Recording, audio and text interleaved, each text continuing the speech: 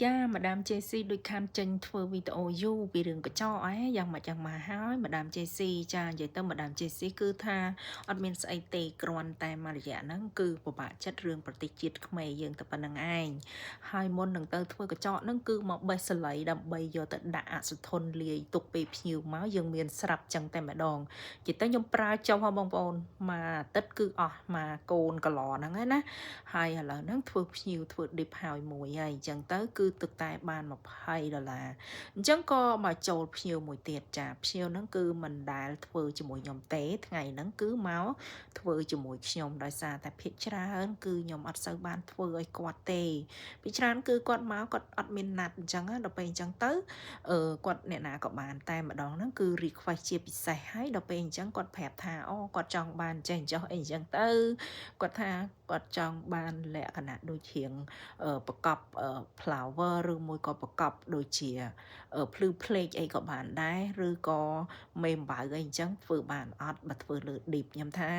មិនថាធ្វើលើអីទេឲ្យតែភ្ញៀវចង់បានគឺធ្វើបានទាំងអស់មកដាម JC និយាយទៅគឺនិយាយមកហឹងហ្មងណាហើយអញ្ចឹងទៅអ្នកទាំងអស់គ្នាការប្រកបមេអំបៅឬក៏ប្រកបភ្លឺភ្លេចហ្នឹងមុនដំបូងណាយើងប្រើ base coat ហ្នឹងអឺ2ជាន់ហើយបន្ទាប់មកទៀតយើងត្រូវលាប base coat ទឹកទី1ហើយយើងក៏អត់ទាន់ដាក់ជ្រលក់ base ដែរយើងគ្រាន់តែលាប base ហ្នឹងហើយយើងយកមេអំបៅឬក៏ភ្លឺភ្លេចហ្នឹងមកដាក់ប្រកបវាសិនមកបន្ទាប់មកទៀតយើងទៅជ្រលក់ម្សៅ base បន្ទាប់ពីយើងធ្វើអញ្ចឹងរួចរាល់ហើយយើងចាប់ផ្ដើមទៅជ្រលក់ពណ៌ទៅការជ្រលក់ពណ៌យើងជ្រលក់ឡប់ឡែវា2ជាន់ដូចគ្នាអញ្ចឹងមកអញ្ចឹងគឺយើងធ្វើបានហើយក្នុងការធ្វើ dip អ្នកទាំងអស់គ្នានិយាយទៅ dip powder បងប្អូនចង់ភ្ញៀវធ្វើឲ្យ mode design អីក៏ដោយបើសិនជាយើងខួរក្បាលដូចថាយើងដើរយើងមានជំនាញខាងផ្នែក design ហ្នឹងណាវាមិនបាន100%ឥតខ្ចោះមែនប៉ុន្តែឲ្យតែឃើញគេបង្ហាញរូបអីគេចង់បានអីអញ្ចឹងយើងអាចធ្វើបានយើងធ្វើបានដូចតែយើងធ្វើម្សៅអាក្លិកទូទៅអញ្ចឹងឬក៏ធ្វើ gel អញ្ចឹងបងប្អូនសំខាន់នៅលើយើងជាជាងកញ្ចក់តើយើងឆ្នៃបានប៉ុណ្ណាអូខេអញ្ចឹងឥឡូវរួចរាល់ហើយកញ្ចក់នេះបន្ទាប់ពី buffer តរៀលអីរួចរាល់ហើយខ្ញុំមកលេប base coat gel យកតែម្ដងដោយសារតែ base coat gel ដែលខ្ញុំប្រើហ្នឹងគឺវាជាប់បានល្អឥឡូវហ្នឹងគឺខ្ញុំមានភ្ញៀវតទៀតអញ្ចឹងខ្ញុំអត់ចង់ឲ្យគាត់នៅអង្គុយហាលអញ្ចឹងទៅយើងលេប base coat gel top coat gel ជាការស្រេចយកតែម្ដងហើយសម្រាប់កញ្ចក់នឹងដែរគឺយកគាត់បាន$70ចារៀង coffin ហើយនឹងធ្វើអានោះអឺពីម្រាមហ្នឹងមេអំបៅហ្នឹងណាអញ្ចឹងទៅយកបាន$70អ្នកទាំងអស់គ្នាទឹកតែគឺឲ្យ$5-10បន្ទាប់មកទៀតក៏ចូលភ្ញៀវមួយទៀតភ្ញៀវនេះដែរគឺធ្វើ gel builder gel builder ហ្នឹងអ្នកទាំងអស់គ្នាពីមុនគឺថាខ្ញុំរៀងនៅរៀងស្ទើរបន្ទាប់មកទៀតឥឡូវហ្នឹងគឺខ្ញុំយល់ដឹងច្រើនពីរបៀបធ្វើ gel builder ហ្នឹងឲ្យជាប់អញ្ចឹងណាហើយ brand នេះស្រួលប្រើណាបងប្អូនហើយសម្រាប់ការធ្វើជក់វិញ